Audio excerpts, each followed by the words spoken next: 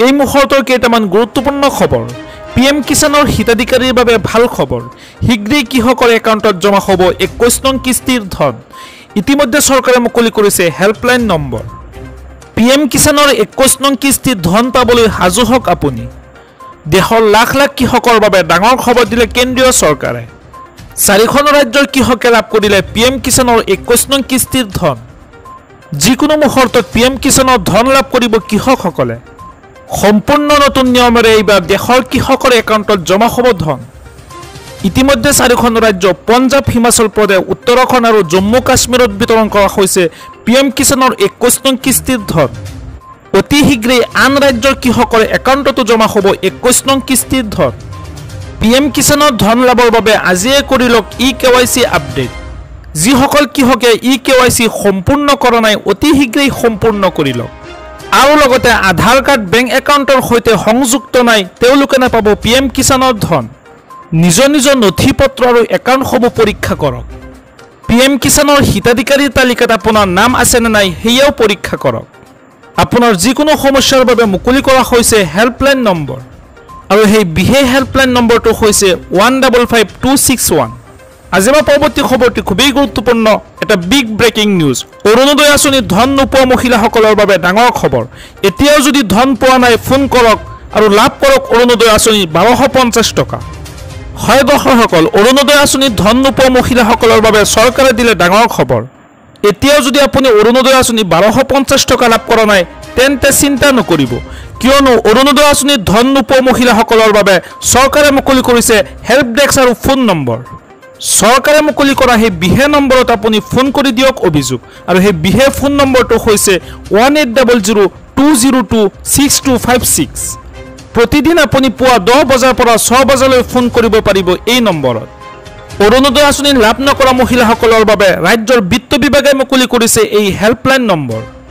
আজি আমাৰ পৰৱৰ্তী খবৰটি খুবেই গুৰুত্বপূৰ্ণ, এটা বিগ ব্ৰেকিং নিউজ। ৰাজ্যত বিতৰণ কৰা হ'ব বিনামূলীয়া ই-ৰিক্সা আৰু ম'পেড। আজিয়ে কৰক আবেদন, জানি লওক সবিশেষ তথ্য। হয় দৰ্শকসকল, সমগ্ৰ অসমতে বিতৰণ কৰা হ'ব বিনামূলীয়া ই-ৰিক্সা আৰু ম'পেড। শীঘ্ৰেই সাজু কৰক নথি পত্ৰ। বৰ্তমান চলি আছে ই-ৰিক্সা আৰু ম'পেডৰ বাবে আবেদন প্ৰক্ৰিয়া। সংগ্ৰহ কৰক আবেদনৰ ফৰ্ম। বাৰ্ষিক সংখ্যালঘু উন্নয়ন পৰিষদৰ পৰা বিতৰণ কৰা হ'ব বিনামূলীয়া ই-ৰিক্সা আৰু ম'পেড। অসমৰ প্ৰতিগৰাকী দৰিদ্ৰ লোককে স্বাৱলম্বিতাৰ বাবে দিয়া হ'ব বিনামূলীয়া ই-ৰিক্সা আৰু ম'পেড। অহা 30 নৱেম্বৰৰ ভিতৰত সংগ্ৰহ কৰিব লাগিব বিনামূলীয়া ই-ৰিক্সাৰ ফৰ্ম। আৰু লগতে ডিচেম্বৰ মাহত কৰা হ'ব আবেদনকাৰী অনলাইন ৰেজিষ্ট্ৰেশ্যন।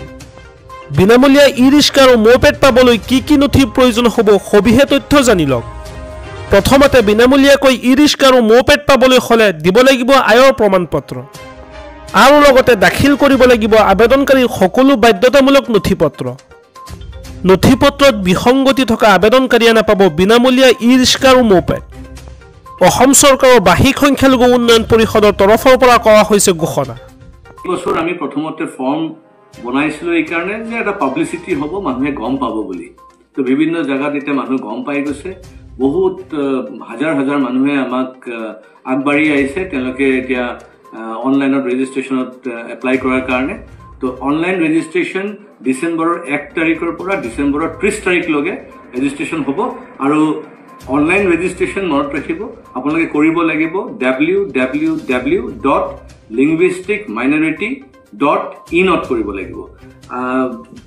আকৌ ৰিপিট কৰিছোঁ, www.linguisticminority.in। এই যেতিয়া আপুনি ছাইটত গৈ পেলাই খুলিব, খুব ইজিলি আপোনাৰ খোলা যাব আৰু বহুত কমপ্লিকেটেড নহয় আপোনাৰ মানে কি বুলি কয় এপ্লিকেশ্যন ফৰ্মটো। আপোনালোকে মোবাইলতো খুলিব পাৰে বা যিকোনো কম্পিউটাৰ কিয়স্কত খুলিব পাৰে। নিজৰ কম্পিউটাৰত খুলিলে ভাল যে আপোনাৰ তেতিয়া পইচা খৰচ নাযায়, কাৰণ কিয়স্কত গ'লে হয়তো এটা কিয়স্কৰ যিসকল চলায় তেওঁলোকে এটা সৰু এমাউণ্ট ল'ব পাৰে, কিন্তু আমি প্ৰিফাৰ কৰিম যে আপোনালোকে মোবাইলত খুলিব। চিলিণ্ডাৰৰ ঘোষণাটো এনেকুৱা যে প্ৰত্যেক অৰুণোদয় পৰিয়ালক গেছৰ এটা চিলিণ্ডাৰ কিনিলে আমি 250ৰ পৰা 300 টকা ৰেহাই দিম। তাৰ কাৰণে আজিকালি উজ্জ্বলা গেছত 550 টকাত এটা গেছ পায়।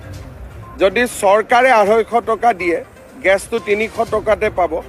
আৰু অৰুণোদয় পৰিয়াল আৰু উজ্জ্বলা পৰিয়াল প্ৰায় একে। কিন্তু কোনোবাই যদি